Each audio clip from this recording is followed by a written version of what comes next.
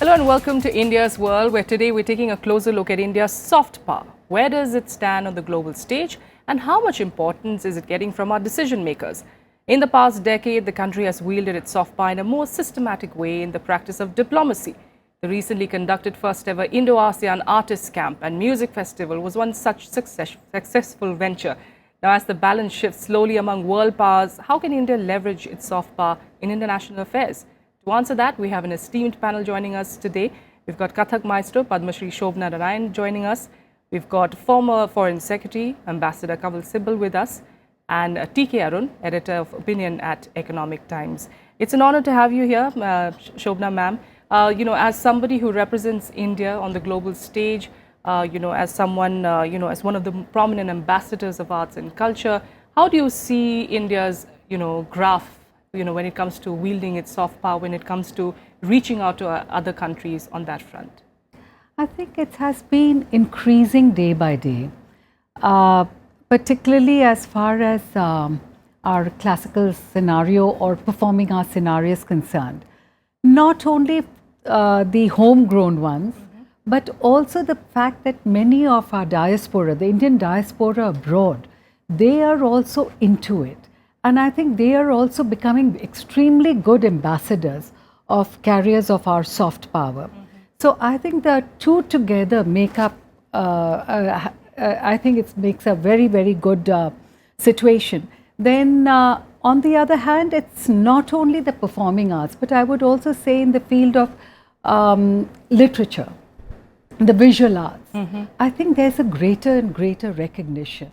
Our Indian literateurs are being recognized universally. As far as visual arts are concerned, again, we are in that bracket now where recognition is being accorded to all of our artists. So the graph is increasing, I would say, and it's going up day by day. So that is positive. Even the other things like today, we are talking about yoga the whole time, and which again is there.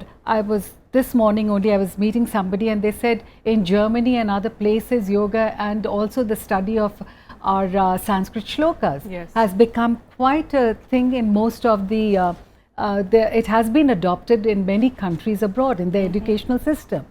So slowly, I would say it's slow, it has been slow, but it has been very steadily on the rise. All right, and we've seen a resurgence of sort. Ambassador Sibal, would you agree with that? Soft power, do you see it as one of the most important aspects of India's resurgence that in the recent years? And I know that you yourself claim that one of the main agendas really of the Modi government has been, as far as foreign policy is concerned, is also to reach out to the Indian diaspora, and that as is being highlighted, that is also one way really to strengthen yourself as a soft power.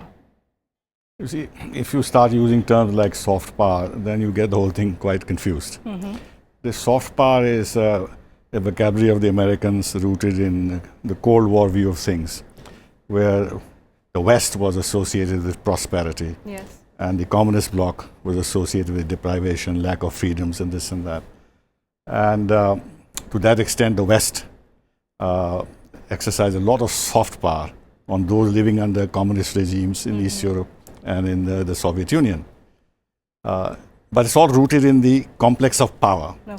Now, instead of using soft power, you could just say India's image. What's wrong with that? That has India's image improved, or to what extent it has improved? What are the tools that we are using to improve India's image? Because image building is a very complex exercise. You can gain on some fronts, but you can lose on other fronts. As was rightly said in terms of visual arts, performing arts, literature, etc., etc. The attraction of our old civilization and our historic sites, everything else, this adds to our image as a country, as an attractive image. But then there are other deficiencies, social and others in our country, which are exploited by outsiders, which give us a bad image. So it's a constant act of balancing. The other thing is when you talk about power, all right, to what end? You say soft power, but power means that you have to influence the others, but influence in what direction to achieve what aim? If its idea is that you want to gain as a result of a better image, in part this is true. For example, if you had a very, very well organized higher educational system, like in the United States, you will attract a lot of students into India, which we are not doing sufficiently. And that gives you a certain status. Yes. If you develop your tourist sites, you will build up tourism to a great extent, and people will come in great numbers. That will have some economic fallout. As it is, India as a civilization has always been very attractive. It's the Western Indianists, Indologists who actually explored a lot of ancient India and history and the language and everything else and brought us to the world stage. But this was in the 19th century. Since then, you can't say that India gained a lot. We remained a part of the British Empire, even when all these people are working on exploring the ancient civilization of India and this and that. So I would say, I think you gave a good example of the Indo-Asian ASEAN artists and this and that. Because this is an area which we have neglected.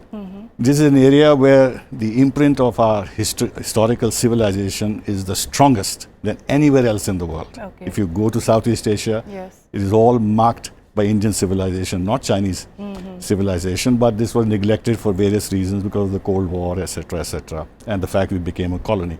But we are rediscovering our links towards the East. That's an area for our natural expansion, and I'm glad that we are taking these initiatives. Insofar as yoga is concerned, this has always been associated with India. But the fact that we succeeded at the UN to declare an International Yoga Day, yes, it does sort of help building up our image, but I'll end by saying again that it's a very complex exercise, and we should be clear in our mind as to what are we seeking at the end of the day. Okay, so Mr. Sibal here is saying, why not just call it an image building exercise? You know, why do you have to name it as a soft power? Is it because you don't look like a threat then? You know, you don't, you look like a friend. You look like somebody who wants to be a friend, who wants to help in your progress, and that is then good to align yourself with a hard power then, you know, with a superpower. Is that why it is important then to create that image? And does perception then play a big role, you know, for India in this case? Yeah, the whole point of soft power is that it doesn't look like power. Yes. Look at Shovana ji. Does she look like an instrument of destruction or offense? She is an ambassador of India's achievements in arts and culture. Yes. See, when the President of Israel visited India, he said, this is the only place on earth where Jews were not persecuted. This is soft power. Yes. Actually, India is a microcosm of the globalized world. Many European countries are, you know, coming to terms with the diversity of culture, diversity of religions, diversity of different kinds of people following customs which are not theirs, local. Whereas in India, it's commonplace. There are people from different faiths. There are people who look different, whose skin complexion is different, whose the features are different. They are all living together. Yes. And we have been able to develop this into a system that goes beyond live and let live. And that, I think, is a very powerful source of soft power, apart from the influence of performing arts and our historical imprint in other parts of the world. How we live, how we have lived in the past, and what our constitutional ideal actually enjoins us to live today. This is a very powerful thing for the globalized world, where tensions, when different cultures come into, they confront each other, arise. Now, I think this is a very important thing that we must understand. It doesn't help when our newspapers are full of stories of Africans being tied to a pole and being beaten up, or even when there is violence in the name of some people eating beef. That goes against the grain of our culture, of who we are, who we were, and who we want to be. So we must understand that we are actually eroding our soft power when we do these kind of things, which are uncivilized, which are uncouth, and which in any case is not part of our culture and history. Yes. So a soft power goes beyond, the directed, targeted use of any instrumentality of state. It is the sum total of your influence on the rest of the world, which arises from who you are. Okay. Your achievements over time in the fields of human endeavor in beauty, in understanding. And what is the projection that you're going to be giving to the world outside? Yes. Okay, you know, if you look at it broad-based of our image, since we don't want to call it soft power, you know, cultural, spiritual heritage, of course, one, but you also have these political, ethical inheritances, which, of course, Arun has also pointed out. And in both ways, then, despite, of course, such, you know, events that take place in our country, but in a larger context, when you, for example, compare it to China, you know, India is perceived as a more solid country on that front, at least. Do you agree with that? By whom? By the West. The biggest economic partner of China is the United States of America. It is Japan, it is Taiwan, it is Korea, ASEAN as a whole. The fact that they are not a democracy, the fact they are not a democracy, they don't tolerate dissent. They make fictitious historical claims on other people's territories, and they're building up their armed forces, which are threatening the stability, etc., all around. They are in league with most of the rogue regimes in the world, etc., etc. But how is it in any way detracted from their role as a global player? On the contrary, everybody is beginning to recognize that they are now virtually reaching equality with the United States. And tomorrow, the two superpowers in the world would be United States and China. So, in what way have they suffered? You reverse the argument. Okay. We have a much better image, but has this in any way helped us in deal with terrorism, radicalism, on nuclear issues? We were targeted for years and years. Nobody wants to really support us in terms of a permanent membership of the Security Council. We are throttled by China in the NSG, etc., etc. Yes. Has it helped us in WTO negotiations? Has it helped us in foreign FDI coming in, where China receives far more FDI than we do? So this is a very complex, complex issue. There are no simple answers to this. We have to continue to build up on our assets, which we have, the positive ones. In which I'll include, which I think the government is doing very sensibly, the Buddhist space, for example, which we just lost out. The fact that Buddha was from India, and from India, the message of Buddha spread to large parts of the East. It's a huge asset we have in our hands. And now it's Chinese who are almost grabbing the Buddhist space because they have a lot of financial resources. But we are beginning to wake up to this with Nalanda University and everything else. All this is very helpful. But what I mean is that you should not have any unrealistic illusions about concrete benefits that will flow to you in quantifiable terms through what you might call a soft power. Once you begin to govern yourself better, and some of the things that have been mentioned don't happen on the ground, your democracy gains more respect, because at the moment, while there is respect for democracy, but there is also this caste system which keeps coming up and which creates a lot of awkwardness for us in international forums or on human rights issues. We are on the back foot. So we have to keep building on our strengths, try and govern ourselves better, and remove some of the blots on our social scene. And then our overall image will improve. And along with that, if our economy grows and we are seen as successful and the standard of the common man rises and we are becoming more prosperous, you will see that our soft power will bound in very, very significant terms. All right. Shovana ji, you know, a very interesting article I had read recently, and in fact it came in from China, in fact, that you know, they are worried that India is edging, you know, them out in that cultural battle, especially when it comes to the world stage. Do you agree with that? Do you see a change in that happening? No, I would not say that, but I would say they have their own space, we have our own space. The fact is that we have to work, I mean, that is our strength, so that will be there. But there are many other things that along with that, there's also an intangible psychology which also plays simultaneously on the minds of the people. And as has been said by the co-panelists, that certain unfortunate incidents. So while the tangible part of it is the visible part of it, the other aspects is there, but at the same time, the intangibles are also playing a simultaneous, you know, they are exerting influence. So I would say that China, yes, China has its own culture and its own cultural space. India has its own culture and its own cultural space.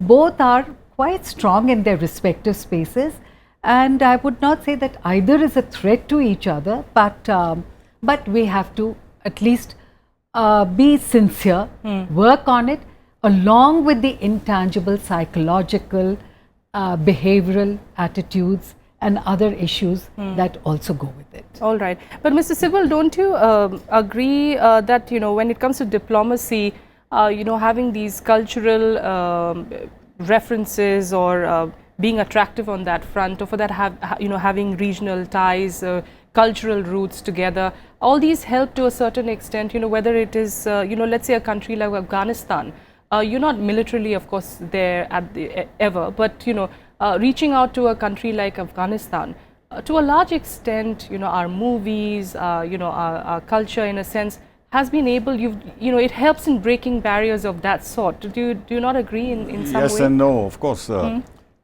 even the Gulf nations to a certain extent? We are living in this globalized world, etc. So people are interacting with each other because of communications. There are so many channels by which they relate to each other. But when it comes to hardcore issues, the soft power concept is also related to hard power. So moment you have hard power, lots of things are forgiven, and a lot of deficiencies in your own society are overlooked. Look at the United States of America. I mean, I don't want to give a discourse on the deficiencies of the U.S. social scene. You've seen just the terrible killings that took place, etc., etc. And in campuses, people get shot. In malls, they get shot. Gun running, this and that. But it doesn't detract very much from the U.S. image as a whole, because there are other very positive elements. But at the end of it, it is because of the hard part of the United States and the fact it's the world's largest economy, and in some senses the most prosperous country that attracts others. So once we have hard power, then many of the things that we are trying to project in terms of soft power would add to our status. But when it comes to Afghanistan or the Gulf and movies and this and that, now, we all watch Hollywood movies. Some of them are terrible, some of them are very good. But I don't think that when you've enjoyed a movie, you feel sentimentally closer to the United States of America. You don't. Therefore, they will enjoy your arts, they'll enjoy your films. But when it comes to issues on which policymakers are paying attention, I don't think that makes too much of a difference. They're not going to be soft on you on certain basic issues on which they're negotiating with you. Europeans will not give you a free trade agreement of the kind you want simply because you have these soft power assets. It doesn't happen like that. All right, all right.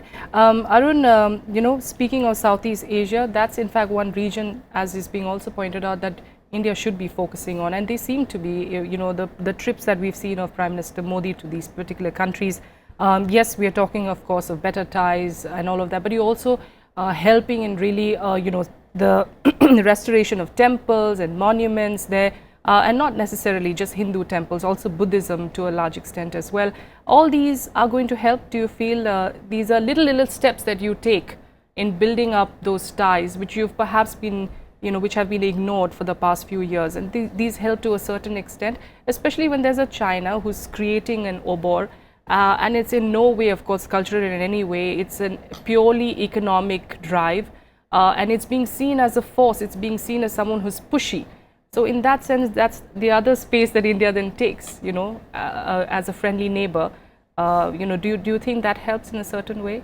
See, what it helps is in creating latent goodwill. What is latent? For it to be made active, positive, operational, then there are other things. Then there are the elements of hard power, or of hard bargaining, or hard offers, tangible benefits must be manifest. If that's missing, then this will only remain latent. Now, if you go to the National Museum of Jakarta, it's full of figures from Hindu mythology.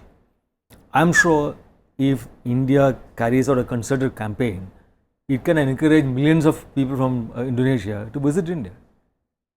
The single island of Bali gets 4 million visitors a year. all of India gets 8 million visitors. That's right. Yes. Right. So the potential for India to attract tourists is, we are scratching just the surface of that. This is one area. Buddhism, of course, is a major source of tourist attraction. Apart from that, if ceteris paribus, everything else remaining the same, if somebody has to make a choice between India and China, they would choose India because of this goodwill and because of soft power. But then things are not always ceteris paribus. Elements of hard power, elements of being able to offer better commercial terms, or being able to move faster, these actually help China. African diplomats complain, we are only too happy to take assistance from India, but India will promise something and it will take 4 years for Indians to actually issue the tender to carry out the project. Whereas within 4 years, the Chinese would have constructed the project and the first train or bus would have been traveling on that tracks or road. So this is an issue with us. We are not actually able to capitalize on the latent goodwill and whatever potential our soft power actually has created.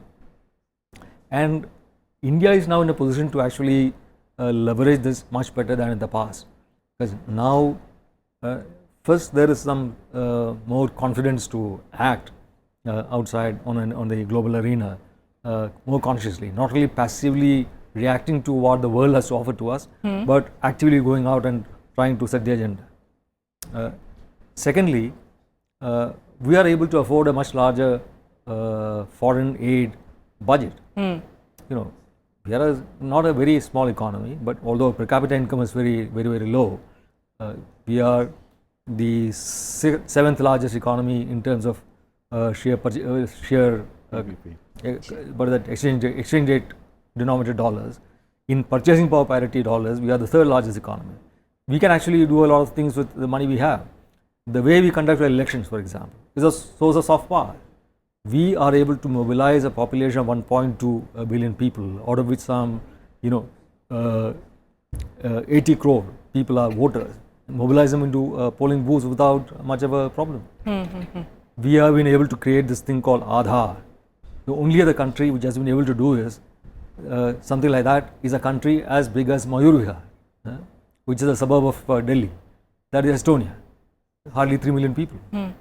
So we can do these kind of things, and this should be a source of not only respect and admiration, but a source of help for many other countries which want to do similar things. Yes. Indian information technology capability, it's a huge source of soft power. Pakistani association is driver or terrorist. Indian association is IT engineer, brainy guy. So these are potent sources of potential hard power, but they remain latent till it is converted into something else. Shovana ma'am, where do you see then India in the next few years? Is it going to be able to capitalize on its charm, which has gone beyond being a snake charmer country, beyond just a Bollywood country? In that sense, you yourself pointed out, we've gone beyond that. The world recognizes on a much bigger platform. But where is it that we are lacking, and what do you see is going to be the next push? I think we have gone beyond, much beyond it, what the traditional images were. And people are working quietly and very steadily in their field. There is also, I think, there will be slow recognition of also of the fact, and it's seeping in everywhere, that there is evolution. I mean, even in the field of all our soft power, I'm talking from the arts angle, there is evolution of all kinds, and which is yet keeping the base intact, the basic structure intact. So that is happening, but at the same time I feel that in our march, sometimes we ourselves within the country have to be careful that we, our roots also remain firmly grounded. And which so that sometimes you certainly think, but I do have the confidence and that the roots are there, will remain firmly grounded. There will be aberrations, which is bound to happen in any evolutionary process, but the roots will be grounded and we will still keep evolving, and which is very heartening, and that is how I see it. But at the same time, I would say that we also need to introspect and look inward, and look into also some of our traditional sculptures, this, etc., studies, that sometimes we look towards the West as it was the panacea for everything, whether in terms of architecture or acoustics, lighting, or in technological advancements. Whereas we in India, we do have the traditional aspects. It was also, those were studied and practiced even here earlier. But somehow the other, that mental subjugation, I think we are getting out of it, which was there earlier. But we are getting out of it, and I'm sure that in times to come, we'll emerge more and more confident in our evolutionary So look inward, process. and it's a positive note. I'm sorry, Arun, I'll have to wind up the show. So look inward, and there are definitely a lot of positives that we've seen in the past few years. And yes, India's rise as a soft power is definitely happening slowly but steadily. There's a lot more that we need to achieve. Mostly, of course, look inward and make sure things are proper within the country as well, and that's when we will see us grow further, in fact, on the world stage. That's it, at least for the moment, on India's World. Thank you so much, Mr. Sibal, Shovana ma'am, and Arun, for joining me on India's World. Next week, we'll be joining you with another topic. That's it for the moment from me. Thank you.